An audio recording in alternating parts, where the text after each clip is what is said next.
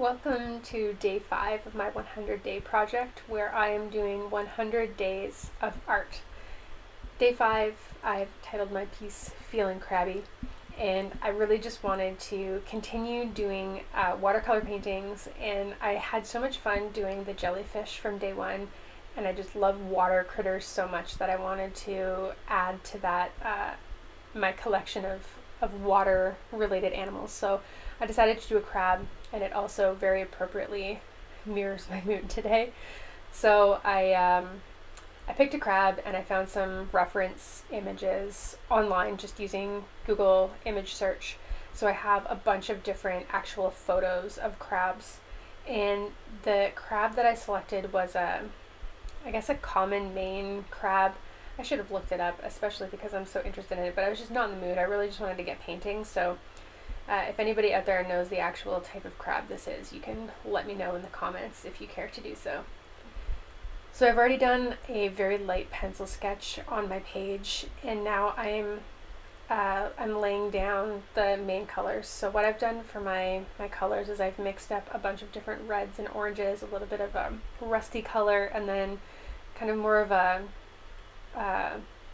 an orangey yellow to use for highlighting and to just add a little bit more texture to the painting. And I really wanted to be as anatomically correct with this as possible, but I did, of course, take some artistic liberties, some creative liberties, especially with my front claws. They're way more like lobster claws than actual crab claws. So any marine biologists out there, crab aficionados, I apologize. And I was really trying to get the sections, so I don't know if it's species specific or if it's all crabs, but I think that their spindly legs here have about 4 sections. So while I was drawing the piece in pencil, I was doing lobs. So I was doing like the 4 sectional lobs, and then I just kind of felt like I lost it when I came to painting. So I tried to be a little bit more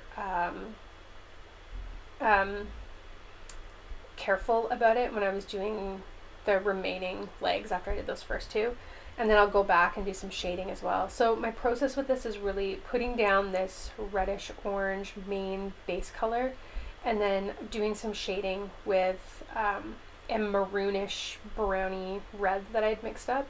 And so I'm using that darker color to not just put the shading in from where the light would be in this photo, and the light is kind of coming from the top right hand side, but I also wanted to use it to give a little bit more depth to where the sections of the crab's legs would be. So you can see that I've tried to do that as best I can, and the way that I'm doing it is I'm adding that shadow color in while the paint is still wet.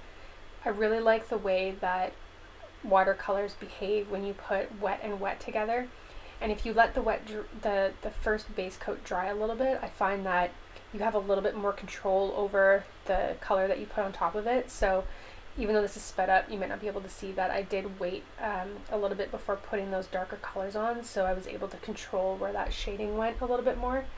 And the way that it disperses, just I think, or maybe it's these paints or this paper, or just maybe it's just the way that my technique is, but I really like the way that when you put the dark color onto the lighter color when it's still wet, it kind of bursts out and it almost fades itself for you. It almost does the shading for you, which I really like.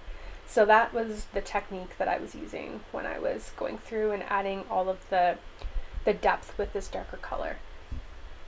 As I'm going through, I'm really looking at that reference image, and going back and forth to make sure that, everything is fitting on the page properly.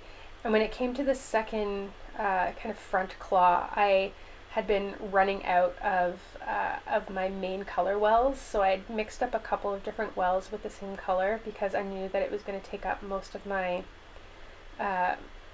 page.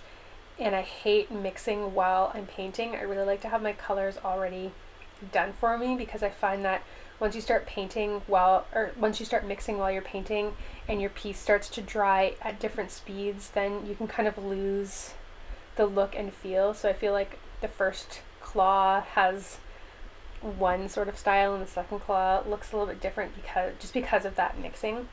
But in the end, it turned out looking like a crab, so I guess it's not that big of a deal. So now that I've finished the legs, I wanted to go through and just add a little bit more depth to the main shell, and to make it look like it was actually sitting over top of the legs, and that there is kind of like a defined main shell and then legs coming out from underneath that, as opposed to just like legs coming out of a main shell. And I was really thinking, and I'm thinking about it even more now, just crabs look a lot like head lice. If you've ever looked at like a blown up version of a little like microscope picture of head lice or a tick, or what else, like a bed bug. They all kind of look the same. They have this like weird bug quality to it, and a crab has this vibe to it as well. And I couldn't stop thinking about it as I was painting, and maybe it's because I had just finished reading a book that talked a lot about lice and ticks and all sorts of other critters that live off of blood. So anyways, that's a little off topic, but anyways, I was thinking a lot about ticks and head lice while I was drawing this crab, which is pretty gross. One technique that I sometimes do with my paintings, especially ones that are critter paintings as opposed to like a flower painting or something, is I like to do the splashing. And I wasn't originally planning on doing that with this piece, but I had accidentally splashed some of the red and thought it looked cool.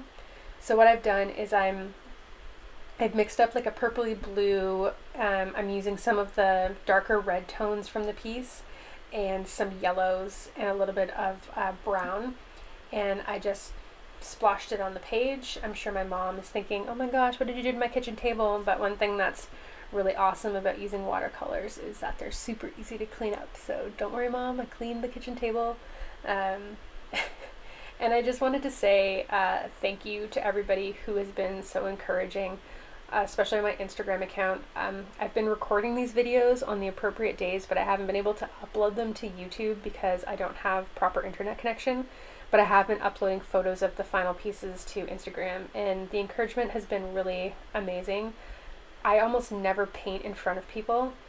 Even at home, I don't paint in front of my partner. I wait until the baby goes to bed to do my painting. So this has been a really bizarre experiment for me to kind of open this up to people, because really when I do this painting, it's for myself. Any type of art that I'm doing is just something to make me feel better, or something to just flex my creative muscles. So I just wanted to say thank you to everybody who's been really cool about, liking the photos and making these very, very kind and encouraging comments. I'm feeling the love, and it's definitely brought me out of my crabby mood. So I really appreciate everybody who has made comments and things like that. So this is it, day 5. Feeling crabby, except not so much anymore, and I will see you tomorrow, day 6.